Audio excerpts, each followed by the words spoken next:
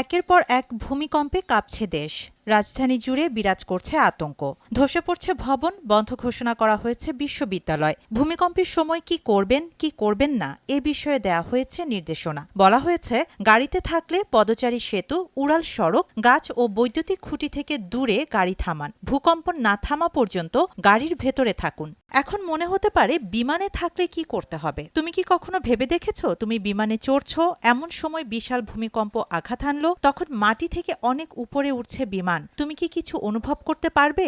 California institute of টেকনোলজির নাসার jet propulsion ল্যাবরেটরির বিজ্ঞানী আত্তিলা কোমজাথি নাসার ওয়েবসাইটে বলেছেন, যখন ভূমি কাঁপে তখন ক্ষুদ্র বায়ুমণ্ডলীয় তরঙ্গের সৃষ্টি হয়, যা সরাসরি আয়োনোস্ফিয়ার পর্যন্ত ছড়িয়ে পড়তে পারে। তবে এই তরঙ্গগুলো বাতাসের মধ্য দিয়ে যত দূরে সরে যায় ততই দুর্বল হয়ে পড়ে। এটি এমন একটি প্রক্রিয়া যা বায়ুমণ্ডলের স্তর বা সমুদ্রের মতো অন্যান্য মাধ্যমের মধ্য দিয়ে সূর্যের আলো ভ্রমণ করার সময় তাকে দুর্বল করে দেয়। ভূমিকম্পের তরঙ্গ ৩০,০০০ ফিট উচ্চতা পর্যন্ত পৌঁছাতে পারে। তবুও মাটি ও বায়ুর মধ্য দিয়ে উপরে উঠতে উঠতে তা এতটাই দুর্বল হয়ে যায় যে বিমানের নিজস্ব শব্দ ও কম্পনের মধ্যেই তা হারিয়ে যায়। এ কারণে বিমানে বসে কোনো ভূমিকম্পের শব্দ বা কম্পন দুটোই অনুভব হয় না। তাই বিমানে ওঠার সময় যদি ভূমিকম্প হয়, তাহলে আপনার খুব একটা চিন্তা করার দরকার নেই। বেশিরভাগ ক্ষেত্রেই অবতরণ না করা পর্যন্ত আপনি জানতেও পারবেন না যে এটি ঘটেছে।